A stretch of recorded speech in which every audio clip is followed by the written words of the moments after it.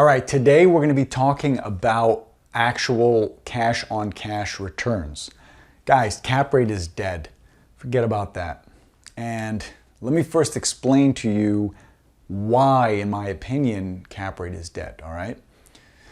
So there are groups with lots of money, lots of capital, lots more, a larger pool, right? A larger pool of buyers. And if you're looking at, let's say, $1 million deal, and you need a 7%, maybe 8% in order to make your numbers work, right? Let's say you're borrowing the money at 5-6%, you need to arbitrage what's in the middle. Now, there are groups with hundreds of millions of dollars, and to them, a 4.5% cap rate works just fine because they have so much cash. It's much easier.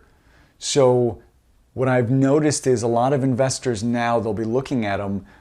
Most of the time it's in apartments. I've noticed a lot of apartment investors, really the last 5 years, that they just came out of everywhere.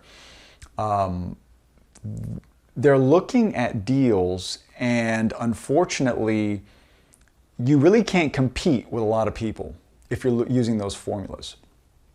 Now, there are different ways to increase the value and give yourself an edge, and I've made some videos on that, and if you have any questions on that, let me know.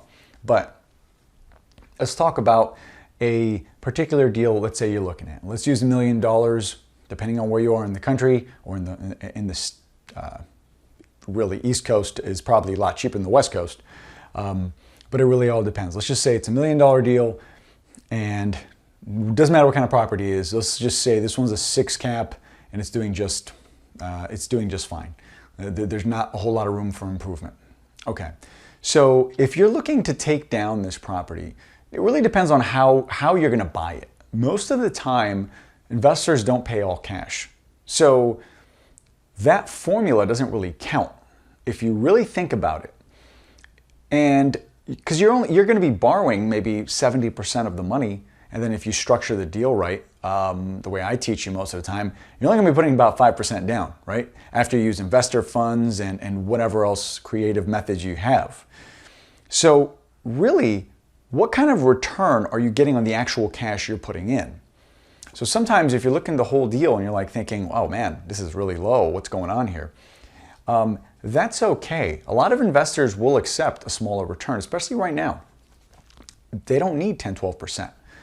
A lot of investors will accept 5%. It happens all day long. 5-6%.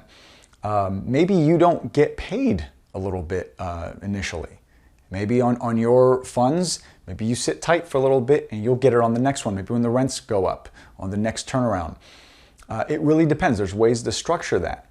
But let's try to look for, well, first off, on $1 million deal, let's say you have an investor and they're bringing $200,000. And they say, 10%, you're able to negotiate to give them 5%. Well, what's the schedule like?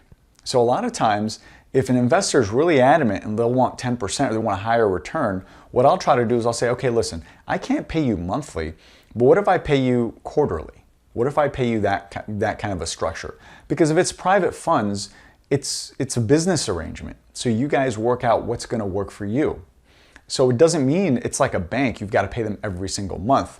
You can say, hey, listen, what if we figure out what it would be year 1, year 2, whatever, and then when we refi or sell, I cash you out that way.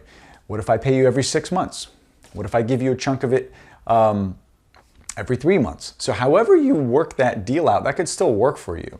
Because a lot of times if you buy a property, you got to do stuff to it, right? You're going to have to do some major repairs. Maybe they have to clean some things up. Maybe there's some vacancies. You're going to advertise and bring some new tenants in there. It really depends on how you're looking to structure the deal. The biggest tip I can give you on this is there will be a lot of deals coming. Now, this is kind of the feeling that I see in the market right now. This is just opinion, speculation. You're going to see everybody try to give you all kinds of predictions, and that's great. Everybody's got something. Nobody knows what's going on. Everybody's taking a wild guess.